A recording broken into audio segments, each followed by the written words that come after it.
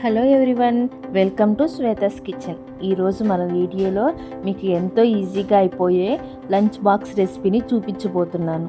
అదేనండి కరివేపాకు రైస్. మనం ఎంతో తేలిగ్గా తీసి పడేసే ఈ కరివేపాకు మన ఆరోగ్యానికి ఎంతగానో మేలు చేస్తుంది. మరి ముఖ్యంగా జుట్టు రాలి సమస్యలు ఉన్నవారు ఇలా చేసుకొని తింటే జుట్టు రాలటం తగ్గిపోతుంది. ఈ రెసిపీ కోసం ముందుగా ఒక కళాయి తీసుకొని అందులోకి 1 కప్పు శనగగుళ్ళు తీసుకొని సన్నటి సెగపై వేయించుకోవాలి. ఇలా వేయించుకున్న శనగగుళ్ళను పైన పొట్టు తీసి పక్కన ఉంచుకోవాలి. ఈ ప్రాసెస్ మొత్తం 2 నుంచి 3 నిమిషాల వరకు పడుతుంది. ఇప్పుడు అదే కళాయిలో కొద్దిగా నూనె తీసుకొని 8 నుంచి 10 ఎండుమిరపకాయలను వేసుకొని ఫ్రై చేసుకోవాలి. కారం ఎక్కువగా కావాలి అనుకునే వాళ్ళు క్వాలిటీ పెంచుకోవచ్చు.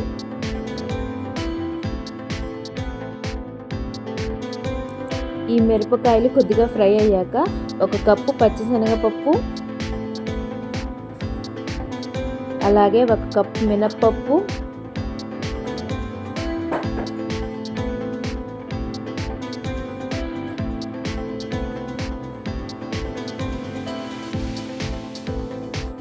ఒక కప్పు కందిపప్పు వేసుకొని సన్నని సెగపై మంచి సువాసన వచ్చే వరకు వేయించుకోవాలి.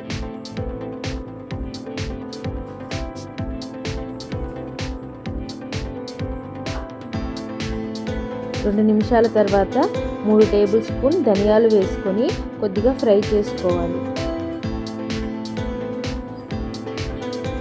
తర్వాత ఒక చిన్న నిమ్మకాయ సైజ్ అంత చింతపండును వేసుకొని ఈ పప్పులన్నీ ఎర్రగా మంచి రంగు వచ్చే వరకు ఫ్రై చేసుకోవాలి.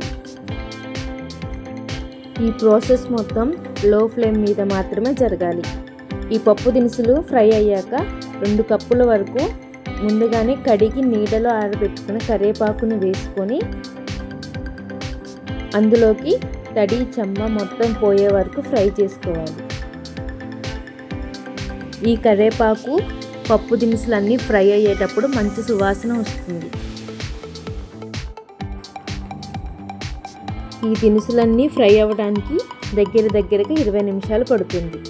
చాలా జాగ్రత్తగా ఫ్రై చేసుకోవాలి. చూశారు కదండి, పప్పులు మొత్తం ఎర్రగా ఎంత చక్కగా ఫ్రై అయ్యాయో.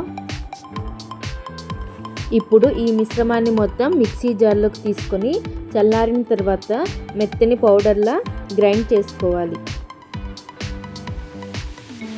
ఇప్పుడు కరివేపాకు పొడి రెడీ అయిపోతుంది. ఈ పౌడర్ నుంచి వచ్చే స్మెల్ చాలా బాగుంటుంది.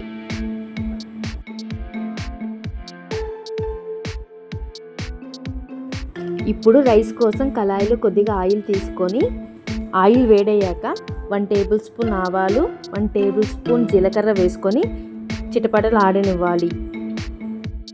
తర్వాత 1 టేబుల్ స్పూన్ పచ్చిశనగపప్పు, 1 టేబుల్ స్పూన్ సాయి మినపప్పు వేసుకొని కొద్దిసేపు ఫ్రై చేసుకోవాలి. దీనిలో మనం ముందుగా వేయించుకొని పక్కన పెట్టిన పల్లీలు వేసుకొని 30 సెకండ్ల పాటు ఫ్రై చేసుకోవాలి. ఆ వీడియో బయట మిస్ అయింది. ఇందులో మనం ముందుగా కొద్దిగా ఉప్పు, నూనె వేసి వండుకున్న రైస్ని వేసి బాగా కలుపుకోవాలి.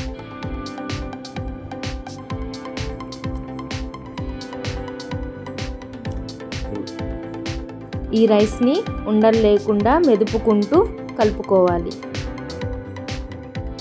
మనం చేసుకున్న ఈ కరివేపాకు పొడి చాలా రోజుల వరకు నిల్వ ఉంటుంది. ఒకసారి చేసి పెట్టుకున్నాము అంటే ఎప్పుడు కావాలంటే అప్పుడు రైస్లోకి కలుపుకొని ఎంతో ఈజీగా ఈ రైస్ని ప్రిపేర్ చేసుకోవచ్చు. కావాలి అంటే ఈ పొడిలో కొద్దిగా సాల్ట్ కలుపుకొని ఇడ్లీలోకైనా అట్టులోకైనా కాంబినేషన్గా సూపర్గా ఉంటుంది.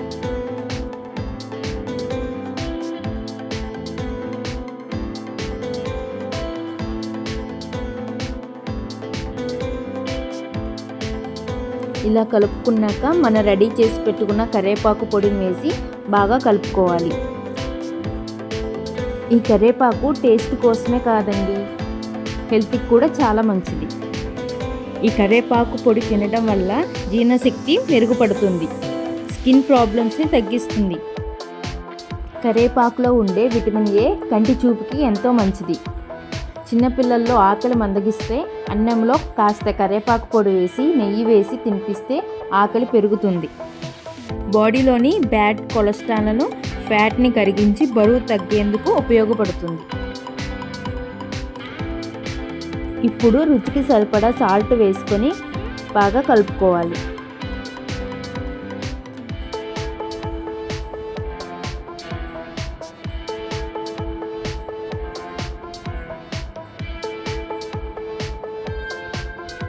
రెండవసారి కరివేపాకు పొడిని వేసుకొని రైస్ మొత్తం కలిసేటట్టు బాగా కలుపుకోవాలి. ఇలా ఈ పొడిని 2 సార్లుగా కలుపుకోవటం వల్ల అన్నంలో బాగా కలిసిపోయి ఈ కరివేపాకు రైస్ ఎంతో టేస్టీగా ఉంటుంది. ఇప్పుడు ఒకసారి టేస్ట్ చూసుకొని సాల్ట్ తక్కువైతే ఈ స్టేజ్లోనే సాల్ట్ యాడ్ చేసుకోండి. ఈ ప్రాసెస్ మొత్తం హై ఫ్లేమ్ మీద మాత్రమే జరగాలి. అంతేనండి, వేడివేడిగా సర్వ్ చేసుకొని తినడమే. మీకు ఇలాంటి లంచ్ బాక్స్ రెసిపీస్ కావాలి అంటే కామెంట్లో అడగండి. ఇలాంటి మరెన్నో వీడియోస్ కోసం నా ఛానల్ని సబ్స్క్రైబ్ చేసుకోండి. ఇంకా నా వీడియోస్ నచ్చినట్లయితే మీ ఫ్రెండ్స్కి షేర్ చేయండి.